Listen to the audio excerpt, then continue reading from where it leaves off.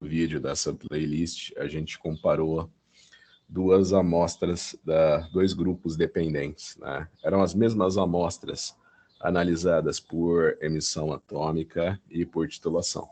Então, os mesmos resultados que foram apresentados no vídeo anterior, eles são apresentados nesse vídeo, né? Só que dessa vez, assumindo que as amostras são independentes, né?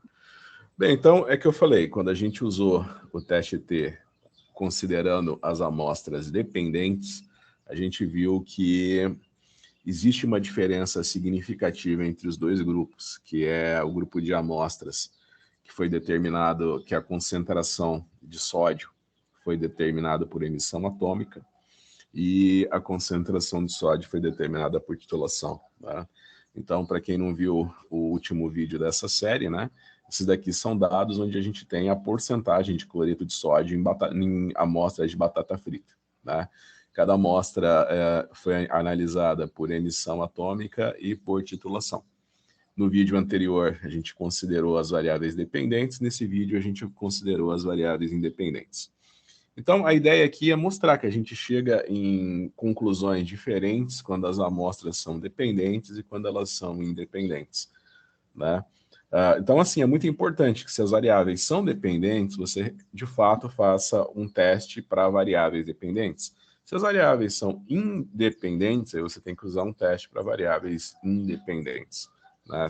Senão você pode chegar em conclusões equivocadas. Então, é o que eu falei, você pode vir aqui em estatística descritiva, você coloca aqui o método, você vem aqui e coloca a porcentagem de sódio nas amostras, e você coloca aqui para distribuir de acordo com os dois grupos, né?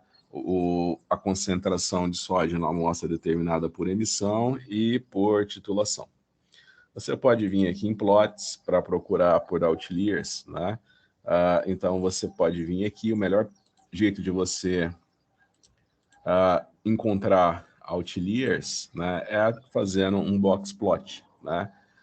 Aqui eu deixei selecionado para usar a paleta de cores, né, para ficar coloridinho o teu box plot, ficar mais bonito no teu TCC, no teu relatório final, enfim. E aqui você tem a opção para marcar amostras que são outliers, né? E aí o jitter element, né, que é para você colocar os elementos, né, as determinações dentro do box plot, né? Então aqui a gente tem o box plot, né? Você pode ver que esse risco que divide o box plot no meio, né, é a mediana. Então você imagina que uma população que apresenta uma distribuição normal, a média e a mediana vão ficar muito próximas, né? Ou seja, esse risquinho preto que representa a mediana, né, ou o segundo quartil, ele vai estar dividindo o teu box plot exatamente no meio, tá? Então a gente olha aqui, você tem também as opções, né? Você tem também diversas opções gráficas aqui, então você está vendo que não está muito normal, né? Os resultados obtidos com titulação, por titulação, eles não são tão normais quanto os que foram obtidos por emissão, né? Você tem aqui uma série de opções para marcar em estatística, né? Que, por exemplo, você pode colocar aqui na sua estatística descritiva o intervalo interquartil, né? Quanto que é qual que é a faixa de variação que tem dentro do teu box, né? Então, ele colocou aqui o intervalo interquartil, você viu que o intervalo interquartil dos resultados obtidos por emissão e por titulação, ele é menor, né? Você imagina que o intervalo interquartil e também o desvio padrão do método instrumental, que é a emissão atômica, foi menor do que o método que utilizando a titulação, né? Então, você imagina que aqui você tem o método instrumental, que é a emissão atômica, e aqui você tem titulação, né?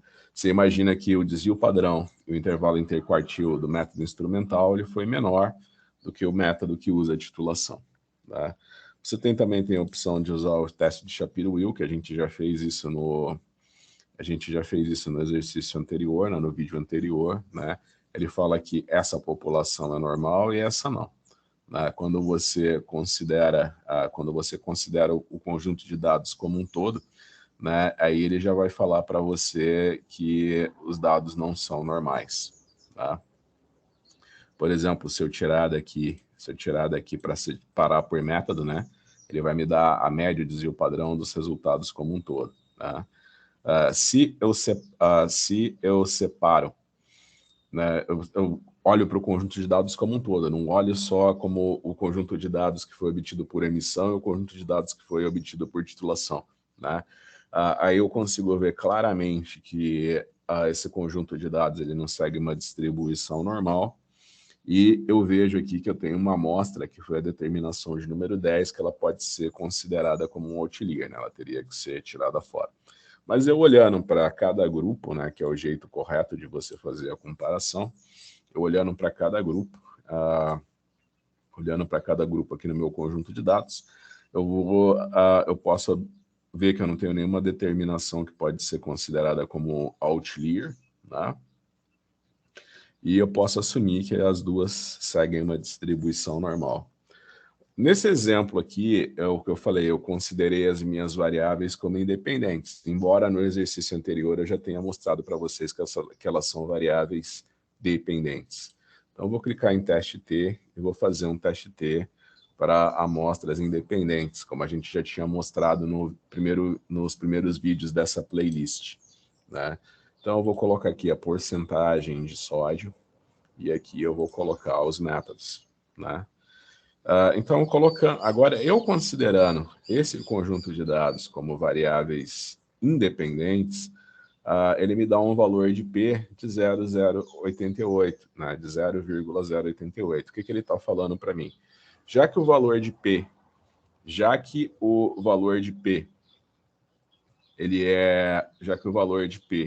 ele é maior do que 0,05, né? Então, eu posso considerar que esses dois conjuntos de dados são iguais, né? Então, aí que está a grande diferença, né? Esses dados, eles são variáveis dependentes, né? E eles são diferentes, né? Os resultados obtidos por emissão e por titulação, eles são diferentes. Agora, se eu considero esses dois conjuntos de dados como dependentes, né? Eu já chego numa conclusão contrária, que eles são iguais, né? Bem, muito bem. Quando você faz o teste T, né, quando você faz o teste T para amostras independentes utilizando o JASP, né, você tem a opção de assumption checks, né? Você imagina que o teste T ele é feito para amostras em que as variâncias são equivalentes, e que a distribuição é normal. Então, eu posso checar se esse conjunto de dados, de fato, segue uma distribuição normal e se as variâncias são equivalentes. Então, ele já me deu o que eu vi utilizando a estatística descritiva, né? Ele falou para mim que esses dois conjuntos de dados, que é a porcentagem de cloreto de sódio em amostras de batata frita determinados por emissão atômica e titulação, eles apresentam uma distribuição normal. Então, se eles apresentam uma distribuição normal, quer dizer que eu posso usar um teste paramétrico, que é o teste T. E aqui você tem o teste de Levine para as variâncias, né? A gente tem só que tomar um certo cuidado, né? Que geralmente duas amostras você pode comparar com o teste T, e mais de duas amostras, né? Quando você tem mais de dois grupos, você pode comparar as variâncias com o teste de Bartlett ou com o teste de Levine, né? Só que em algumas circunstâncias, o resultado do teste de Bartlett ele é diferente do resultado dos testes de Levine, né? Bem, mas enfim, ele está mostrando nesse conjunto, nesse caso aqui, utilizando o teste de Levine, que as variâncias são equivalentes, tá? Então, eu posso concluir que as variâncias são equivalentes, né? Eu posso dizer que a precisão dos dois métodos é equivalente, que os dois métodos me dão resultados que são normalmente distribuídos, e utilizando o teste T para amostras independentes, eu posso dizer que ambos os métodos me fornecem resultados equivalentes, certo? Caso o teste de Levine me falasse que as variâncias são diferentes, né, ou seja, a precisão dos dois métodos é diferente, eu poderia utilizar essa correção aqui, que é o método de Welch, né? Você usa o método de Welch quando você tem variâncias não equivalentes, né? Você usa o teste de Welch para variâncias não equivalentes. E caso os dados não fossem normalmente distribuídos, você poderia usar o teste de Mann-Whitney. Tá? Então, você coloca aqui o teste de Mann-Whitney e você imagina que ele também te dá o mesmo resultado que o teste paramétrico, que é o teste T para amostras independentes. Né? Ambos os testes falam que os 3 resultados são equivalentes, sendo que você já sabe que eles não são, porque essas variáveis elas são dependentes. Tá? Então, é o que eu falei, toda vez que você for fazer um teste estatístico, a primeira coisa a ser feita é procurar pelos outliers, deleta os outliers. Depois você precisa saber se seus dados seguem uma distribuição normal ou não, né, quando você for fazer a comparação. Lembra que os testes paramétricos, teste T, ANOVA, a gente ainda vai ver em detalhes, né, do decurso dessa playlist.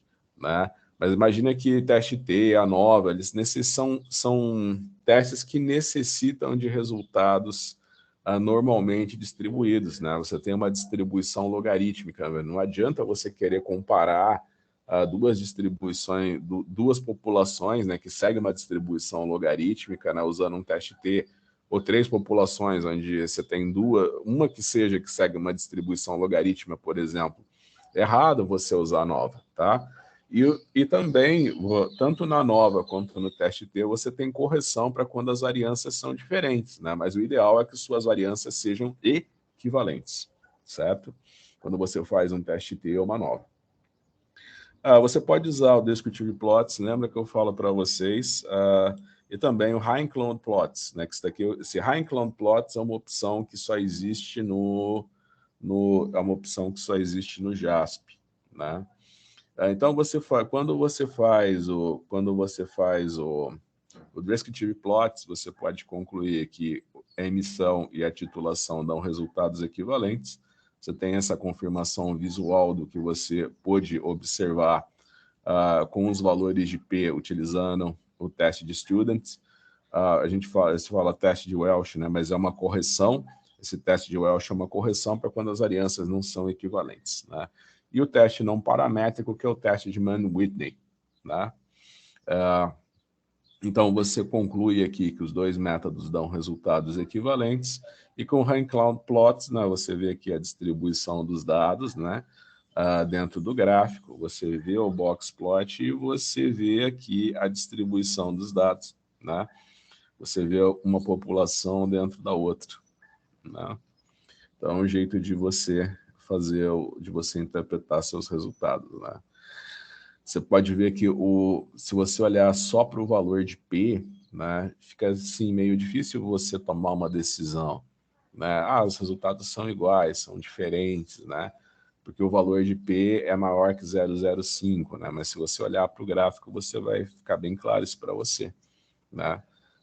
Você imagina que por causa do intervalo de confiança alto dos resultados obtidos com titulação, né, você pode concluir que eles são equivalentes aos resultados obtidos com emissão atômica. Né? Bem, é assim que funciona, então. Né? Então, mais uma vez, nunca se esqueçam de quando você for fazer um teste, a primeira coisa que você tem que observar é se suas variáveis são dependentes ou independentes. Não considere nunca variáveis dependentes como independentes e vice-versa, porque você pode chegar em resultados muito... em discussões, em resultados bem equivocados. Então, agradeço muito a atenção de quem viu esse vídeo e até o próximo vídeo da nossa série. Aí, só para lembrar, todas as planilhas utilizadas nesse exemplo estão disponíveis na descrição do vídeo.